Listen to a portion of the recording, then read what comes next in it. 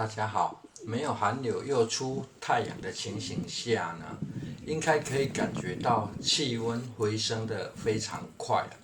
这菜床是故意做大一点，在中间多挖一条沟啊，浇水时浇在沟槽里，可以延缓土壤湿黏的状况。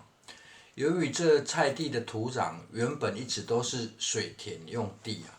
只是水从上方浇下，经过曝晒后，土壤上方会紧实不透气。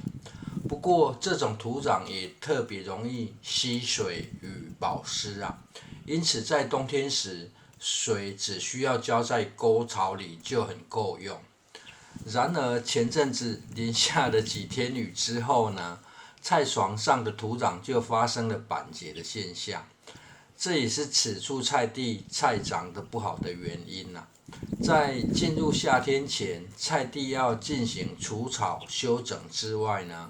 也要试图来解决梅雨季节造成的困扰。而除草要有效率，堆草槽的设置就很重要。现在决定牺牲一点种植的空间，将半边的菜地呢，直接挖出堆草槽。选择右边当堆草槽的原因，是因为右边是东边呐、个人来菜园的时间是在下午这样进行种植或是整地时，就可以背对西边，比较防晒啊。而堆草槽的设置呢，只是暂时牺牲一点空间会再用立体化种植，增加更多可用的空间。由于土壤表面已经黏住了，这要挖起得挖深才容易挖起啊。但是迁就拍摄说明的缘故呢，就没有使用大锄头，改采用2阶段除草。首先呢，先将杂草或作物的底根切除啊。杂草的底根就像是水泥内部添加的钢筋切除底根的时候，除了可以打断钢筋的结构，刀子的切面比较细，就可以很像打针的效果。将压力集中在单点上方，达到省力的效果。简单说，就是针头可以轻易刺进皮肤原子笔很用力也不容易刺进皮肤里而因为夏季通常雨水比较多，紧接着又有强日照，土壤若没有快速脱水呢，土壤湿黏的问题又会很容易发生因此利用水往低处流的特性，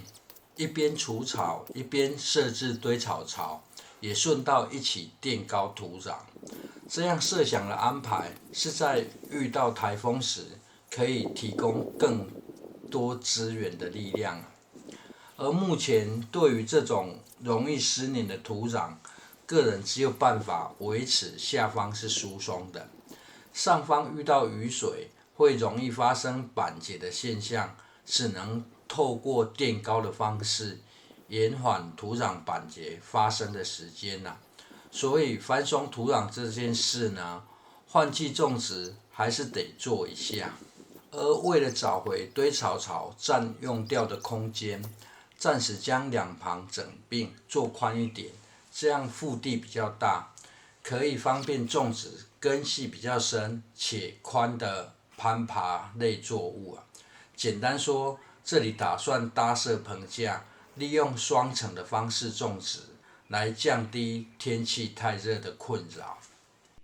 而这堆草槽里，如果细看，其实可以发现很多小颗粒状的团状结构，那是蚯蚓粪。因为天气冷，蚯蚓会躲在比较深的位置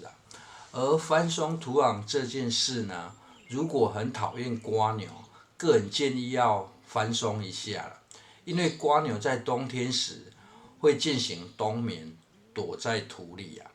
天气一回暖，很快就会跑出来活动了。为了将杂草快速晒干，则可以先铺平晒干可以容纳更多堆放杂草的空间之外呢，若是要就地烧制草木灰，晒干后可以将杂草往中间靠这样就不用再翻动走道上的杂草抑制息，而这样直接利用土壤进行垫高，不需要再搬动别处的土壤，菜床就可以变高不少。最后在搭设棚架前特地去看了一下邻居的菜地这菜地比马路低了超过1公尺遇到大雨时，很容易跟一旁的稻田都成了滞洪池，因此种植的方式感觉很多地方都是充当走道。等棚架搭设完毕后，可以再比较菜地利用的效率以上分享，谢谢收看。